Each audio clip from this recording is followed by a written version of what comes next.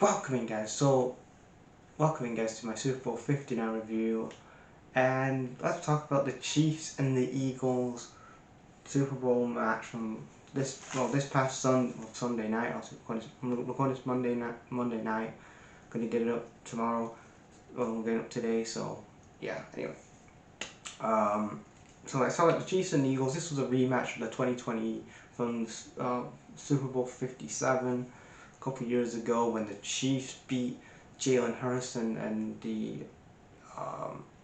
Eagles a couple years ago, and obviously the Chiefs were running it back. And also we had before the game, the Chiefs or whatever, the Chiefs were gonna fucking have the rest paying them off, whatever. But before we get to the match, before we get to this matchup between the Chiefs and the Eagles, again I know that you've got to look at the Chiefs, and I know people don't like the Chiefs or oh my god they're in Super Bowl every year, but this is where every team wants to be every single year. In Super Bowl every single year, and teams that are mad that the Chiefs are in the Super Bowl every year is because your team fucking sucks and is not good enough. That's the simple thing about it, is that you can say anything about the refs and the flags and Taylor Swift and all this other bullshit, but what it comes down to is they have an organization in the Chiefs in the front office what they're doing. They have a franchise quarterback that entered his fifth Super Bowl before he's turned 30 this year. Travis Kelce, Xavier Worthy, all these other different parts. DeAndre Hopkins came in this year. These great things. You have a future Hall of Fame head coach in Andy Reid, that's going to one day go into the Pro Bowl Hall of Fame, looking for another Hall of Fame ring this year. And ultimately, what I liked about the Eagles is their defensive game. They started off with a touchdown in the 1st and 10 from Juwan Johnson, but ultimately it was a flag, so they run it back to a 1st and 10 from Jalen Hurts from a quarterback screen to make it 0-7, and they get the lead. And what I liked about the Eagles, the defense, man, the offense was fantastic last night, and rightfully so, it was fantastic, but their defense, Vic Fangio really grounded Vic Fangio's defensive side of the ball for the Eagles. How he grounded Mahomes, and he was making Mahomes look amateur, like kind of that scene of The Simpsons when Bart is like playing football and he's Homer, his dad is the coach, and he's the star quarterback and it doesn't go right. That was kind of what it was. But Vic Fangio's, with his decision to get on Patrick Mahomes and really isolate him, he couldn't make many good throws in those first 2 quarters of the game. And the offense was fantastic as well for the Chiefs. So I was glad that Vic Fangio got himself a Super Bowl ring this year, being part of the Eagles' defensive head coach. Then there was a 1st and 10 in the first. There was a 1st and 10 in the first half where the Eagles were at this point 0-7, just trying to get to make it to extend their lead in one play, and then ultimately Jalen Hurts throws. I couldn't remember who it was to, but there was a fumble on the ball at 1st and 10. The Chiefs intercept. 3rd and 10. The Chiefs intercept, which ultimately doesn't really go anywhere because again the Chiefs defense handles it well. Second half of the game is basically 0-27 going into the second half. You have Watson have a touchdown. AJ Brown has a touchdown, and Chris Jones maybe got a bit of an injury as well in that game. Something, maybe a bit of a knock to the head or whatever. But he wasn't the same. But again, it was only in the second half that fourth quarter was where the Chiefs woke up, and ultimately the Chiefs get a flag from the Chiefs because I think they were roughing the passer, and then this great Hail Mary from we have a great Hail Mary from Mahomes, which got to Worthy, which ultimately made it 6-40, 6-37, and then a quarterback screen from Mahomes to quarterback screen from Mahomes to make it 12 to 20, 12 to 37. 12 to 37, then 14, and then it was a quarterbacks, and then it was a 2-point conversion to make it 14 to 20, and then in the last couple of minutes of the game, Chiefs make it 22 to 40.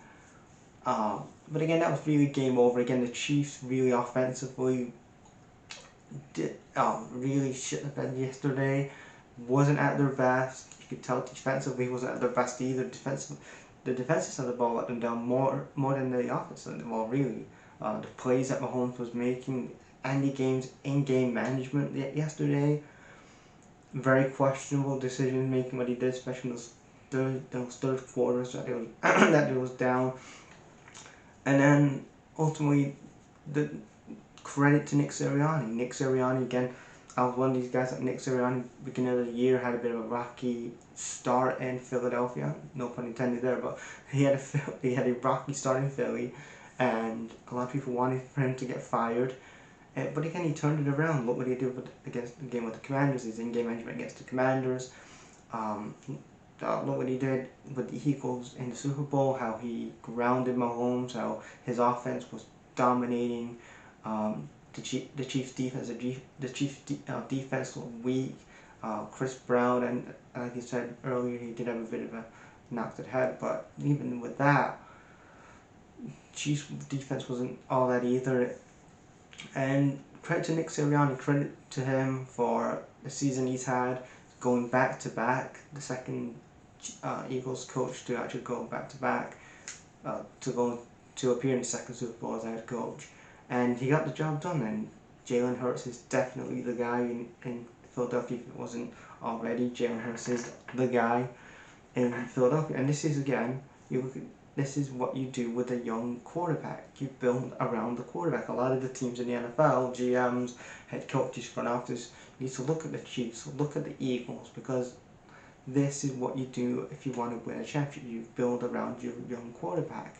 The Bears, and all these other, the Titans, the Browns, build around get a quarterback and build around the young quarterback. None of this whole, we'll sit behind the year and whatever. No, you gotta build around him and protect him, give him some weapons around him and stuff like that. But yeah, congratulations to the Eagles for getting that win, getting that revenge. Mahomes had 27 out of 37 throws, 257 yards. He had 3 touchdowns, 2 interceptions.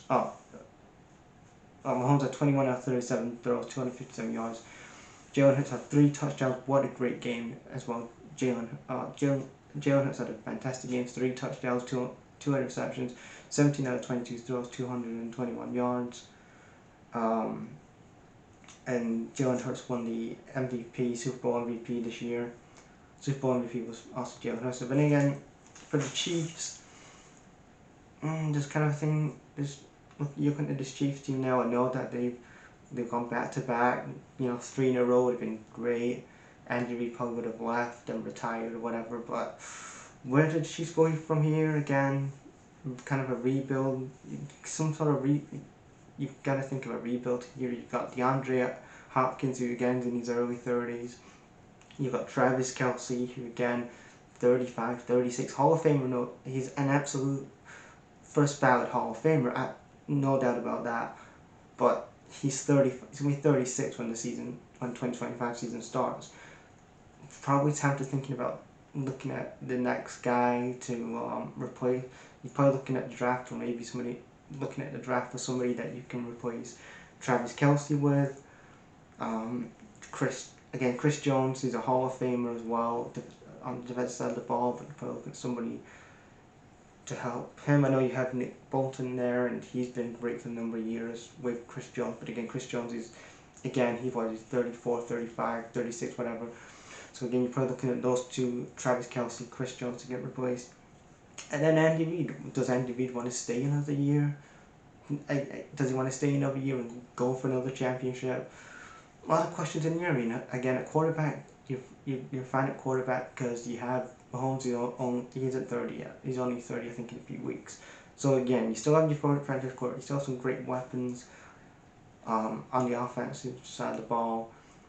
apart from like DeAndre Hopkins, maybe you can move him on. But again, does Andy Reid want to come back for 2025? Does he want to have a? Does he want to retire and say, look, I've done everything I can. I've won multiple Super Bowls with the Chiefs. I'm a Hall of Famer. I'm going to leave now before again. You don't want to stay too long because a lot of times, like in the case of Bill Belichick, if you stay a bit too long, at the end he started becoming a bit of the enemy in New England. But again, if I'm Andy Reid, do I want to leave, retire, and say, look, I've done everything I can, give it to somebody else, and see what you can do with the Chiefs? But overall, guys, that is my Super Bowl 59 review. Leave you guys thoughts on this game in the comments, and I'll be back probably in the week and to do like a mock draft, an updated version.